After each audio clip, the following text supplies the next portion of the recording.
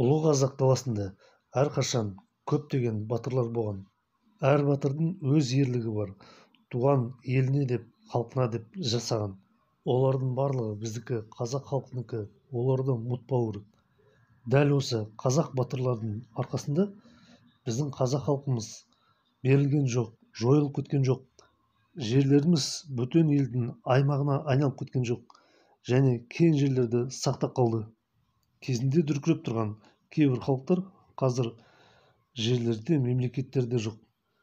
Біз ұлы қазақ жерімізді ұрпақтарына жеткізген ата-бабалар мен батырларымыздың есімі мен ерліктерін еске сақтауымыз керекпіз. Біз нағыз қазақ патриоттары мен қазақ мемлекетінің халық батырларының жолын жалғастыруымыз керекпіз.